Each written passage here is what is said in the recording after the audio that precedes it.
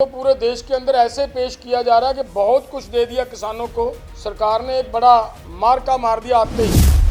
बाजरा जो लोग खाते हैं, धान, इनके ऊपर 5%, 5.25%, 5% यही बढ़ोतरी की है। तो कौन सा बड़ा काम कर दिया सरकार ने।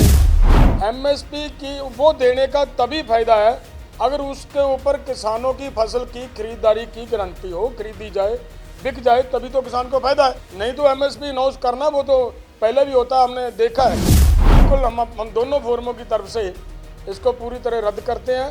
ये कोई देने वाली बात नहीं है। किसानों से कुछ लिया जा रहा है, धोखा किया जा रहा है देश के किसानों से। आज की प्रेस कॉन्फ्रेंस के बहुत सारे सीरियस मुद्दे हैं जो आपके साथ चर्चा करनी है। तो समय पे जितना हमारे आपस में टाइम की हिसाब से व्योमबंदी की होती है, उसी हिसाब से सभी अपनी अपनी बात रखेंगे। सबसे पहले जो एक बड़ा बवाल कल से हो रहा है कि बहुत सारे पत्रकार भाइयों का तो मुझे ये फ़ोन भी आया है कि सरकार ने अब तो एमएसपी के ऊपर फैसला ले लिया। सरकार ने बोल दिया 14 क्रॉप्स के ऊपर हम एमएसपी देंगे। आपका क्या कहना है? देखिए, पहली तो बात ये है, जो एमएसपी हमारी डिमांड है, हमारी डिमांड ये है कि एमएसपी की गारंटी का कानून दिया जाए। एमएसपी जो अनाउंस होती है उसके ऊपर हमारी फसल की खरीदारी हो। हमारी मांग ये है। उन्होंने क्या किया, सरकार ने एक रूटीन वाइज जो किया जाता है उसी तरीके से एमएसपी की में बढ़ोतरी की है। अगर वो बढ़ोतरी की बात करें तो इम्पोर्टेंट बात उसमें ये बहुत सीरियस बात है कि जिसको पूरे देश के अंदर ऐसे पेश किया जा रहा है कि बहुत कुछ दे दिया किसानों को। सरकार ने एक बड़ा मार्का मार दिया आते ही। लेकिन हकीकत ये है कि जो ग्रामीण क्षेत्र, ग्रामीण भारत के अंदर महंगाई की दर बढ़ी है, वो लगभग 5.25% के आसपास है। तो जो उन्होंने हमारी फसलों का रेट बढ़ाया, खास तौर पर बाजरा जो लोग खाते हैं, धान, इनके ऊपर 5%, 5.25% यही बढ़ोतरी की है। तो कौन सा बड़ा काम कर दिया सरकार ने। जो उधर से रेट बढ़ा हुआ हमारा, जिसकी मार हमारे पूरे देश के लोग झेल रहे हैं, उसी के हिसाब से वो बढ़ी। लेकिन किसान को उससे अलग जो पेस्टिसाइड, जो फर्टिलाइज़र लेना पड़ रहा है, जो अलग से एक डीजल का अलग किसान के ऊपर बोझ पड़ता है, वो उसमें कहीं पे भी अकाउंट नहीं किया जाता। तो इसके हिसाब से ये कोई किसानों को देने वाली बात नहीं है। मैं तो ये कहूँगा कि ये तो किसानों के साथ एक तरह का, पूरे देश के किसानों के साथ धोखा है। जो एमएसपी अनाउंस की जाती है, जिसको ये कहा जाता है कि इतनी एमएसपी दे दी, एमएसपी की वो देने का तभी फायदा है अगर उसके ऊपर किसानों की फसल की खरीदारी की गारंटी हो, खरीदी जाए, बिक जाए, तभी तो किसान को फायदा है। नहीं तो एमएसपी अनाउंस करना वो तो पहले भी होता, हमने देखा है। पिछले समय कपास, नरमे के ऊपर एमएसपी का जो था वो लगभग 6500-6400 रुपया रेट था उसका, लेकिन बिक रहा था किसान का 4000-4500 में। तो उसका क्या फ़ायदा हुआ। सो इसी हिसाब से सभी फसलों का यही हाल है। केवल गेहूं और धान को छोड़कर, वो भी पूरे भारत में नहीं, कुछ एरिया में उसकी खरीदारी होती है, बाकी पूरी की पूरी फसल ऐसे ही रोल रही है। इसीलिए हम मांग कर रहे हैं कि एमएसपी की गारंटी का कानून हो। ये बिल्कुल हम दोनों फोरमों की तरफ से इसको पूरी तरह रद्द करते हैं। ये कोई देने वाली बात नहीं है। किसानों से कुछ लिया जा रहा है, धोखा किया जा रहा है देश के किसानों के साथ। नेक्स्ट बात है कि हमने पिछली प्रेस कॉन्फ्रेंस में एक बात कही थी कि हम 2 जुलाई को विपक्ष के और एनडीए के वो पार्टीज के एमपी साहबान जो भाजपा ने को छोड़कर हैं, सभी को हम एक डिमांड चार्ट, हमारे मेमोरेंडम देंगे। एनडीए के जितने भी भाजपा को छोड़कर जितने भी एमपी हैं और विपक्ष के जितने भी एमपी हैं सभी को वो हमने अपना मेमोरेंडम देने की बात कही थी 2 तारीख को, लेकिन वो ये बात आई है कि उस दिन सरकार सभी एमपी वहाँ पे होंगे, उनका सेशन चल रहा है, तो उसकी वजह से उसकी डेट हमें चेंज करनी पड़ रही है। वो अब 8 जुलाई हम डेट दोबारा फिर से सेट करने का प्रयास किया कि 8 जुलाई को वो हम अपना काम वो करेंगे। बीजेपी के सांसदां छड़ के ऑल पार्टी के सांसद जी, ऑल पार्टीज। अगली बात है कि साउथ के अंदर इस आंदोलन को और स्ट्रॉन्ग करने के लिए और स्ट्रेंथन करने के लिए हमारी 24 की एक बैठक रखी गई है। वो आगे साथी जब जब उनका समय आएगा डिटेल में बताएंगे कैसे कैसे क्या क्या करना है। 24 जुलाई जून ना, हाँ 24 जून, 24 जुलाई नहीं 24 जून। अभी बस जा रहे हैं, एक दो कल आज रात को हम वहाँ पे जाएंगे, ये हमारा तय हुआ है। तो बाकी एक बात और मैं मतलब कहनी चाह रहा हूँ कि पिछले कुछ दिनों से मैं आप सब से हाथ जोड़ के निवेदन करना चाहता हूँ, आप बड़े रिस्पेक्टेबल हो पूरे सभी प्रेस वाले भाई। पिछले दिनों लुधियाना से 1-2 बार खबरें ऐसी छपी हैं जो अच्छी नहीं लगी। प्रेस की अपनी जिम्मेदारी होती है, हम सबका सम्मान करते हैं। किसी तरफ से ना एसकेएम नॉन पॉलिटिकल की ओर से ना केएमएम की ओर से किसी की ओर से कोई किसी को प्रेस नोट नहीं दिया, कहीं पे किसी को कोई हमने बयान नहीं दिया। वो पता नहीं कहाँ से खबर छपी, वो एक झूठी अफवाह फैलाने का प्रयास किया गया कि ये 20 तारीख को कोई सख्त एक्शन करने जा रहे हैं, ऐसा करेंगे वैसा करेंगे। ऐसी खबरें प्लीज़, जब तक मेरा निवेदन हम दोनों फोरमों की ओर से, तब तक किसी तरह की कोई खबर ना चलाई जाए, ना उसको प्रिंट किया जाए, जब तक कोई हमारी तरफ से आपको हाँ पुष्टि ना हो जाए। तो एक बात देखिए, 2-3 दिन से ये सतलुज दरिया के अंदर पानी का बहाव बढ़ रहा है। ये ठीक है, ये सब जानते हैं, जितनी गर्मी पड़ी है ग्लेशियर पिघलेगा, पानी आएगा नीचे, उसकी प्रॉब्लम आगे आएगी। बारिश तो अभी आनी है, उससे पहले ही फ्लड गेट वगैरह खोलने की बात अगर आ जाए, उससे पहले ही पानी आ जाए।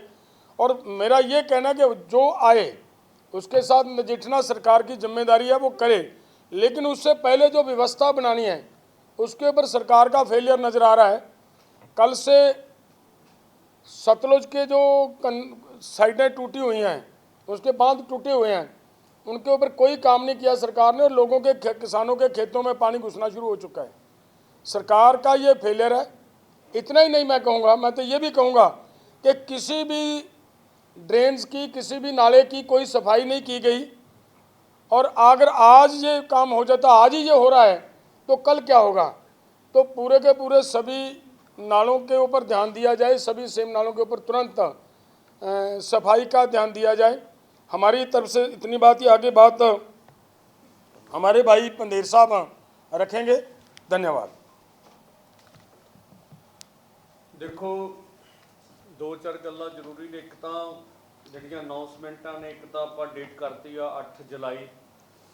ਜਿੰਨੇ ਵੀ 240 ਭਾਜਪਾ ਦੇ ਐਮਪੀਆਂ ਨੂੰ ਛੱਡ ਕੇ ਐਨਡੀਏ ਦੇ ਆ ਵਿਰੋਧੀ ਧਿਰ ਦੇ ਜਿੰਨੇ ਵੀ ਐਮਪੀਸ ਹੋਣਗੇ ਉਹਨਾਂ ਨੂੰ ਮੰਗ ਪੱਤਰ ਦਿੱਤੇ ਜਾਣਗੇ, ਜਿਹਦੇ ਵਿੱਚ ਅਸੀਂ ਜਿਹੜਾ ਮਾਨਸੂਨ ਸੱਤਰ ਸ਼ੁਰੂ ਹੋ ਰਿਹਾ ਉਹਦੇ ਵਿੱਚ ਐਮਐਸਪੀ ਦਾ ਪ੍ਰਾਈਵੇਟ ਬਿੱਲ ਲੈ ਕੇ ਆਉਣਾ, ਜਾਂ ਜਿਹੜਾ ਕਿਸਾਨਾਂ ਮਜ਼ਦੂਰਾਂ ਦਾ ਮੰਗ ਪੱਤਰ ਉੱਤੇ ਡਿਸਕਸ ਹੋਵੇ ਦੇਸ਼ ਦੀ ਪਾਰਲੀਮੈਂਟ, ਉਹ ਏਜੰਡਾ ਉਹਨਾਂ ਨੂੰ ਸੌਂਪਾਂਗੇ। ਉਹਦੀ 8 ਜੁਲਾਈ ਦੀ ਆਪਾਂ ਡੇਟ ਰੱਖ ਰਹੇ ਹੈਗੇ ਆ। ਦੂਸਰਾ ਹੈਗਾ ਵੀ ਜਿਵੇਂ ਤੁਹਾਨੂੰ ਪਤਾ ਵੀ ਨਵਦੀਪ ਸਿੰਘ ਨੂੰ ਗ੍ਰਿਫਤਾਰ ਕੀਤਾ ਗਿਆ ਸੀਗਾ, ਔਰ ਉਹਦੇ ਤੇ ਲਗਾਤਾਰ ਸਰਕਾਰ ਇੱਕ ਕੇਸ ਤੋਂ ਬਾਅਦ ਦੂਜਾ ਕੇਸ ਪਾ ਰਹੀ। ਲਗਭਗ ਜਿਹੜੀਆਂ ਅਨਪੁਸ਼ਟ ਖਬਰਾਂ ਨੇ ਵੀ 16 ਕੇਸ ਪਾਉਣ ਦੀ ਤਿਆਰੀ ਹੈਗੀ ਆ।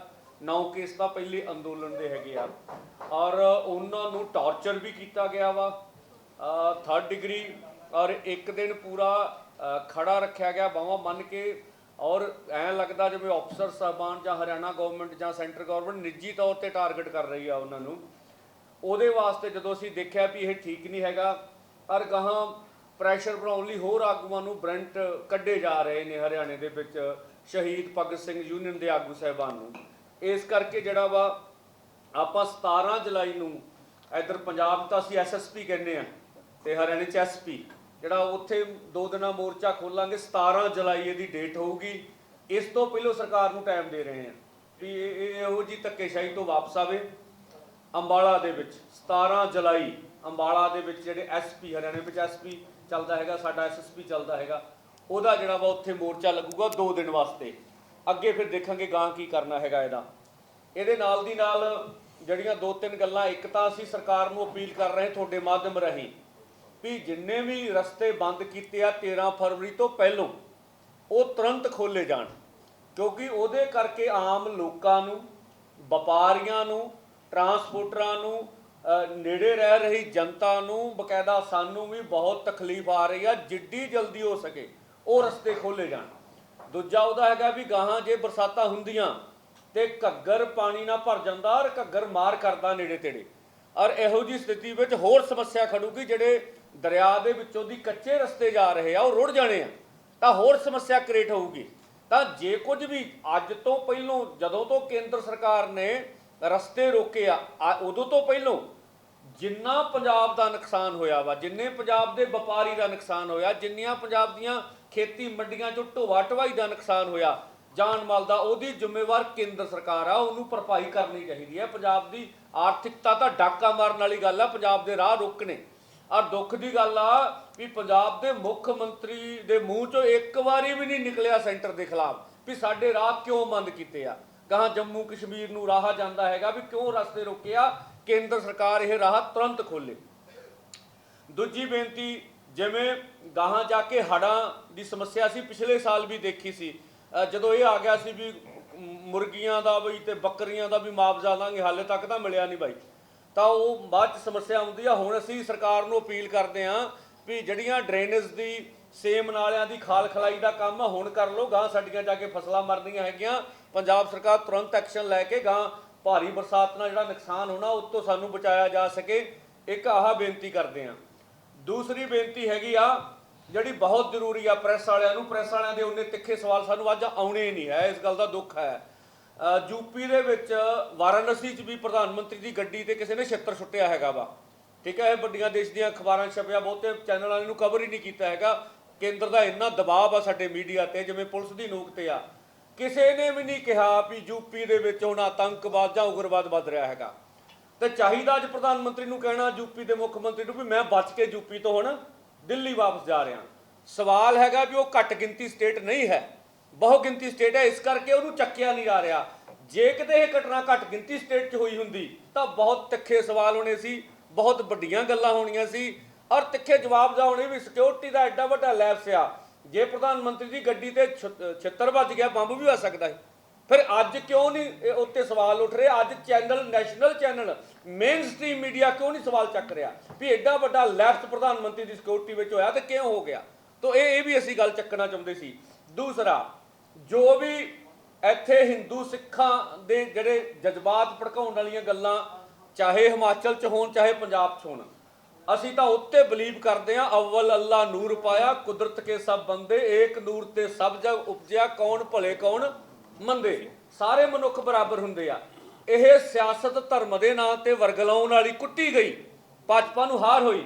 ਫਿਰ ਇਹੋ ਜਿਹੇ ਸ਼ਰਾਰਤੀ ਅਨਸਰ ਜਿਹੜੇ ਸਰਕਾਰ ਵੱਲੋਂ ਪ੍ਰੇਰਿਤ ਨੇ, ਇਹ ਇੱਥੇ ਨੇੜੇ ਉੱਤਰ ਭਾਰਤ ਦੇ ਸੂਬਿਆਂ ਦੇ ਵਿੱਚ ਫਿਰਕੂ ਦੰਗੇ ਵਾਲੀਆਂ ਪੋਜੀਸ਼ਨਾਂ ਕਰਾਉਣਾ ਚਾਹੁੰਦੇ, ਜਿਹਦੀ ਸਖਤ ਨਿੰਦਾ ਕਰਦੇ। ਅਜਿਹਾ ਨਹੀਂ ਹੋਣਾ ਚਾਹੀਦਾ। ਇਹ ਦੁਖਦ ਗੱਲਾਂ ਨੇ, ਇਹ ਤੋਂ ਬਚਣਾ ਚਾਹੀਦਾ। ਔਰ ਜਿਹੜੀ ਹਿਮਾਚਲ ਦੀ ਸਰਕਾਰ ਆ ਉਹਨੂੰ ਇਹਦਾ ਸਟੈਂਡ ਲੈਣਾ ਚਾਹੀਦਾ। ਇੱਥੇ ਭਾਵੇਂ ਕੋਈ ਹਿਮਾਚਲੀ ਵੀ ਸਾਡਾ ਭਰਾ ਵਾ, ਕੋਈ ਹਿਮਾਚਲ ਤੋਂ ਪੰਜਾਬ ਆਉਂਦਾ, ਉਹਨੂੰ ਹਿਮਾਚਲੀ ਕਰਕੇ ਕੋਈ ਟਾਰਗੇਟ ਕਰਦਾ, ਠੀਕ ਨਹੀਂ ਹੈ। ਉਹ ਵੀ ਮਨੁੱਖ ਆ। ਕਿਸੇ ਇੱਕ ਬੰਦੇ ਦੀ ਗਲਤੀ ਲਈ ਸਾਰੇ ਸਮਾਜ ਨੂੰ ਸਜ਼ਾ ਨਹੀਂ ਦਿੱਤੀ ਜਾਣੀ ਚਾਹੀਦੀ। ਦੂਸਰੀ ਸਾਡੀ ਹੈਗੀ ਆ ਵੀ ਪ੍ਰਧਾਨ ਮੰਤਰੀ ਦਾ ਇਹ ਦਾਅਵਾ ਰਿਹਾ ਵਾ ਵੀ ਸਾਡੀ ਜਿਹੜੀ ਸਰਕਾਰ ਆ ਉਹ ਭ੍ਰਿਸ਼ਟਾਚਾਰ ਮੁਕਤ ਰਹੀ ਆ। ਆਪਾਂ ਪਹਿਲੋਂ ਵੀ ਦੇਖਿਆ ਚੋਣ ਬਾਂਡ ਦੇ ਵਿੱਚ ਜੋ ਕੁਝ ਹੋਇਆ। ਹੁਣ ਜਿਵੇਂ MBBS ਦੇ ਵਿਦਿਆਰਥੀਆਂ ਦੇ ਟੈਸਟ ਦਾ ਸਵਾਲ ਸੀ, ਜੱਡੇ ਵੱਡੇ ਉਹ 'ਚ ਘਪਲੇ ਨਿਕਲੇ ਹੋਏ ਆ। ਔਰ ਅਸੀਂ ਪੂਰੇ ਦੇਸ਼ ਦੇ 24 ਲੱਖ ਨੌਜਵਾਨਾਂ ਦੇ ਨਾਲ ਖੜੇ ਆ, ਜਿਹੜੀ ਉਹਨਾਂ ਦੀ ਮੰਗ ਆ ਵੀ ਇਹ ਜਿਹੜੀ ਨੀਟ ਦੀ ਇਮਤਿਹਾਨਾਂ ਦੀ ਜਿਹੜੀ ਪ੍ਰੀਖਿਆ ਉਹ ਰੱਦ ਕੀਤੀ ਜਾਵੇ। ਔਰ ਅਸੀਂ ਮੰਗ ਕਰਦੇ ਵੀ ਬਗੈਰ ਕਿਸੇ ਖਰਚੇ ਤੋਂ ਫਿਰ ਪਾਰਦਰਸ਼ੀ ਢੰਗ ਨਾਲ ਉਹ ਇਮਤਿਹਾਨ ਕਰਾਏ ਜਾਣ। ਵੀ ਜਾਂ ਦੇਸ਼ ਦੇ ਨੌਜਵਾਨ ਨੂੰ ਜਿਹੜਾ ਵਾ ਉਹ ਸਹੀ ਉਹਦਾ ਭਵਿੱਖ ਲਿਆਇਆ ਜਾ ਸਕੇ ਜੋ ਅਸੀਂ ਦੇਖ ਰਹੇ ਹੈਗੇ ਆ। ਤਾਂ ਇਹ ਗੱਲਾਂ ਮੈਂ ਕਹਿਣੀਆਂ ਸੀ, ਬਾਕੀ ਅਗਲੀ ਗੱਲ ਮੇਰੇ ਸਾਥੀ ਕਰਨਗੇ।